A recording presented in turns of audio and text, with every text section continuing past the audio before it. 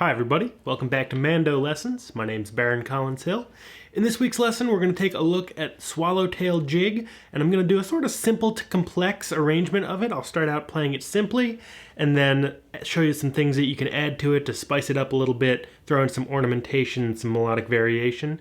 I'm not going to do it quite the same way that I do a lot of the simple to complex. I'm going to break it down a little more granularly and hope you enjoy what comes out. If you don't know the lesson already, check out the Swallowtail Jig lesson on my website, mandolessons.com, and here on YouTube. I've got hundreds of lessons. They're all free, and you're going to need to know how to play Swallowtail Jig before you start embellishing on it.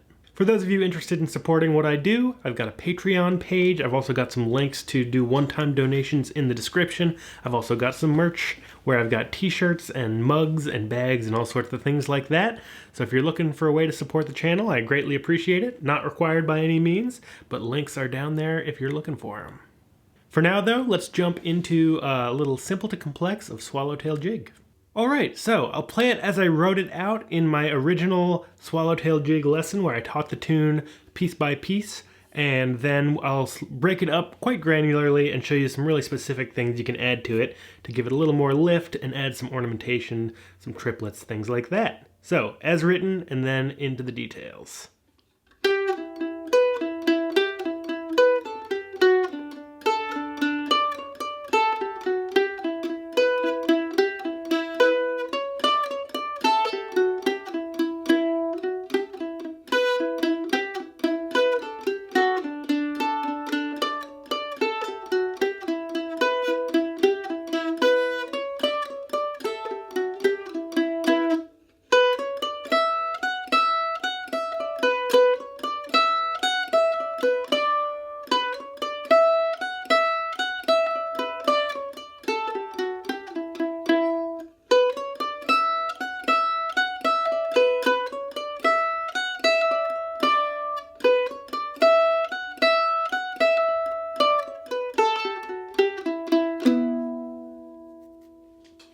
Alright, that's more or less how I wrote it out many years ago when I first put out this lesson.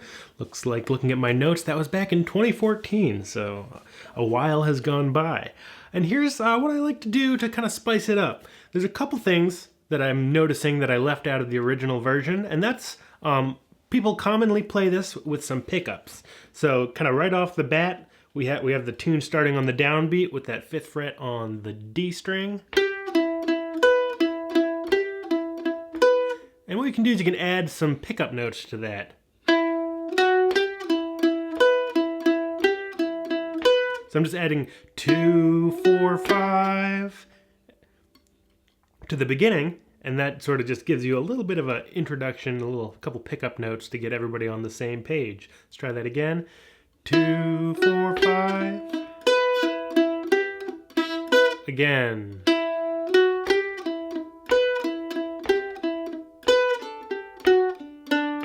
Etc.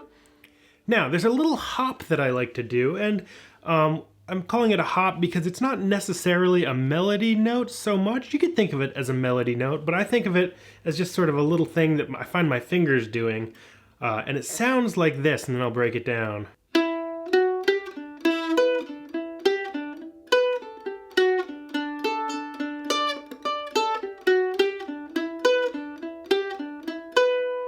Etc. So what's going on there is rather than going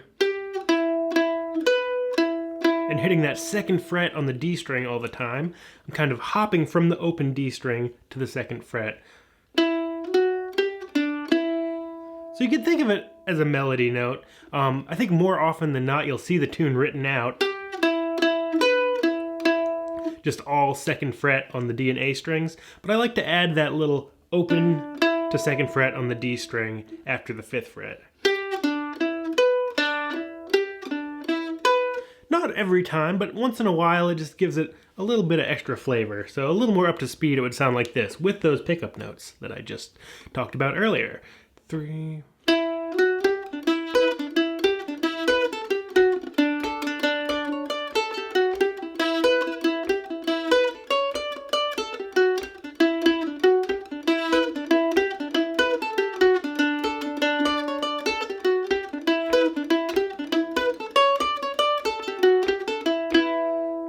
So I kind of went back and forth there, playing those little hops every once in a while, and also just playing it as written originally a couple times. Feel free to mix that up back and forth. Another great thing you can add right in this A part is some great sounding triplets. So I'll play them and then talk about where you can throw them.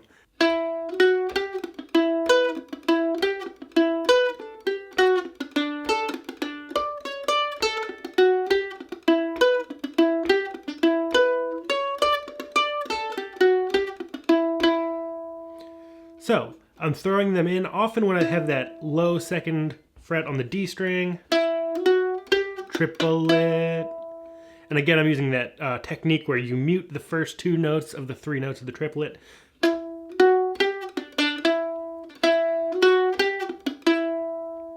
And that can be down, up, or up, down, up.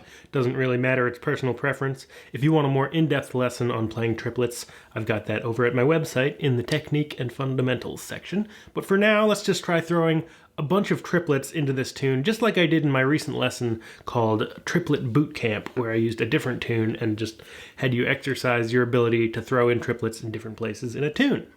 So, just repeat the A part a couple times. Here we go. 3, 4.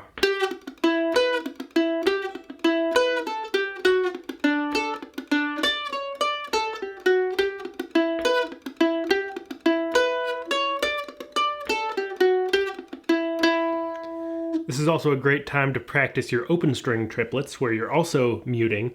So it would be in the third measure of the tune.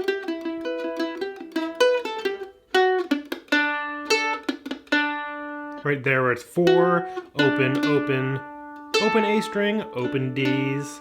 You're gonna mute the first two just by resting your hand on the string and then releasing your finger to sound the open D string. And it sounds like this.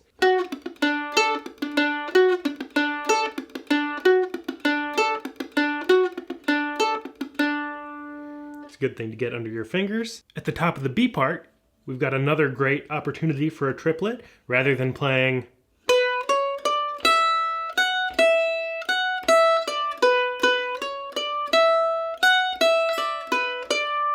we can turn that early scalar walk up into a bit of a triplet.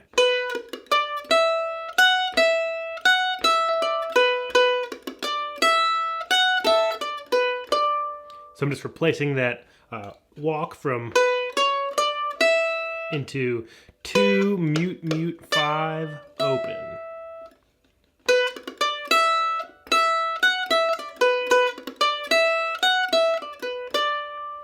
Another little accent or kind of spice that I like to throw into this is occasionally, rather at the end of playing the first half of the B and go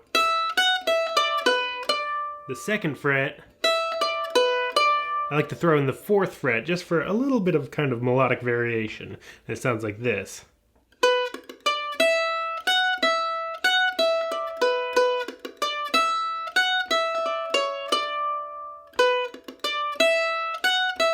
Again.